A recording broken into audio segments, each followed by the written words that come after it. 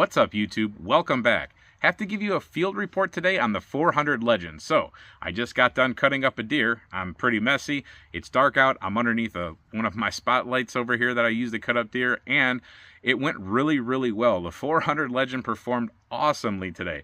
I'm not going to have footage of actually hitting the deer. I'm not going to put that up on YouTube or anything like that, but I'm going to have plenty of footage of that I'm going to show you here right now of what has happened to the deer afterwards. Now, just so that we can make this clear right now, this is not intended to be any kind of graphic or gory content. This is simply the aftermath of hunting an animal, and you might not want to watch it if you don't like to see this kind of stuff. This is butchering is what we're doing. So it's not killing anything. Nothing has been shot on camera, and we are just simply taking apart meat. We're doing what we have to do to harvest an animal and put it into the freezer. I will also be showing some of the damage that happened, but none of this is intended to be gory or sick or gross or anything. This is a learning thing. So if you don't want to see this kind of stuff, then turn away and just know that it was a very successful 400 Legend hunt. I can tell you right now that this deer sat down completely. Just when I hit, well, I thought it was a her, so I'm going to keep referencing her throughout this whole video, but really it's a button buck, and I reported it as such. But when I hit this deer, he was in front of a tree at the corn pile. I was a little bit high, so I came in over behind the shoulder, but high in the back. I came out lower on the other side. It was just the way I had my holdover set on my gun. I hit this deer. This deer sat down really quick on her butt, his butt, and just instantly was gone. You could see it in the face. This thing wasn't going to move a muscle. You're going to see the footage that we roll in exactly why that happened, but I'm talking this deer went into instantaneous shock, sat down, and just slow motion laid over. Didn't move 1 inch from the corn pile. It was very clean, super ethical kill. I'm really happy with the 400 Legend. I almost said 350. The 400 Legend, this thing, I used a 215 grain PowerPoint ammunition from the factory. I did reload it. I took it apart and reloaded it. That's a whole different story with another video attached, but it is the factory ammunition. That 215 grain PowerPoint absolutely annihilated this deer. So I'm going to roll in some footage of me as I process this deer and some other stuff just so you see what went on. And again, it's not to be gross or anything like that, but it's just what happens when you harvest a deer. This thing is headed to the freezer right now. So it might be a little choppy. Me and camera guy are doing this in the middle of the night. Some of the footage might be grainy, but hope you enjoy. So right here is the view that I have from my shack that I sit in.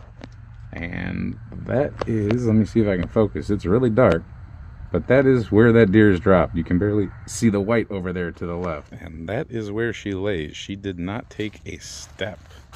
Not a single step. Somewhere over here, I think there could be an exit wound. Yep, I feel it. Right here, there is an exit wound on this side. Let's flip her over real quick. I came in a little bit high right there. But boy, I'll tell you what, I don't know what got me so high. My aim wasn't perfect, but she did not move. She sat right down. And actually, this thing is not a doe. This is a button buck. So, interesting. I get those quite often around me, actually. And there's another look at that entrance wound.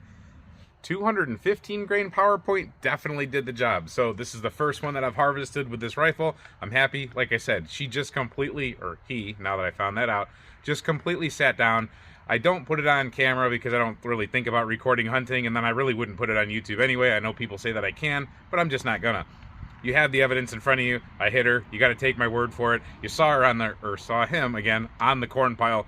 This thing just did not move. It was dead the moment it got hit. So there's the entrance again without the skin. Bullet was traveling at about that type of a trajectory and making it out right here. So we did collapse a lung. I didn't find any hole in the heart or anything like that, way too high, but we collapsed at least one lung, and there was a ton of blood. All right, upon further investigation, after we got off a little of this tissue here that we had to take down, remember, we're butchering. We're not doing anything graphic content. We are butchering an animal. But you can see the size of the entry hole. As it came in at that downward angle like that, it smashed ribs. Now I know why she sat down the way she sat down and just couldn't move. She was totally central nervous system done, because if you go right here and I can tap right against her spine, that bullet went right underneath her spine, probably just shocked the whole system. But I mean, that is a massive, like huge hole. Look at that. That's crazy. So let's look at the other side. All right, here's the exit side. And remember, this bullet came out at a trajectory just like about like that. And holy crap, It broke ribs all the way up here. You see bruising up here, but the exit cavity is enormous. This deer had no chance. Even though it was not that great of a shot, the deer had absolutely not a chance. That is massive. You can see, let me take that apart a little bit. That rib right there is shattered. You see just the tip of a rib. I mean, that's why you had such massive blood loss. Like I said, a collapsed lung. That's pretty crazy. All right, so some final views after we have everything taken down meat-wise.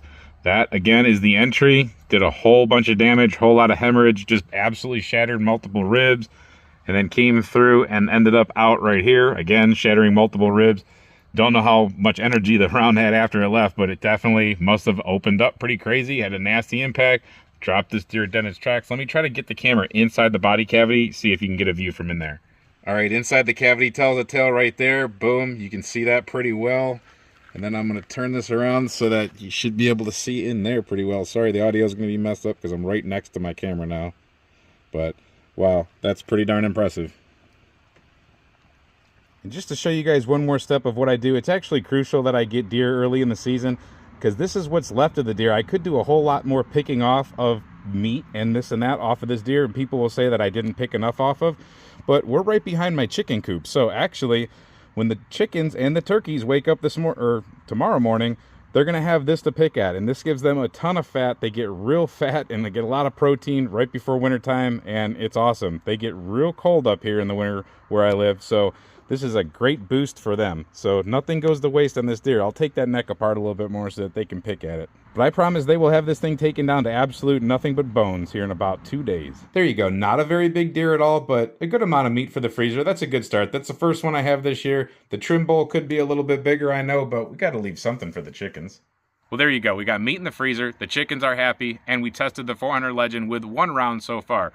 Very happy with it. I wanted that gun the moment I knew it came out. I'm not trying to push this for anybody. I don't do promotions or anything like that for any companies, but I know that I wanted a super duper, basically extra magnum 10mm, and boy, does it deliver. Thank you for watching this video. Hope you enjoy this type of stuff, and until we see you next time, stay safe, have fun, and keep shooting.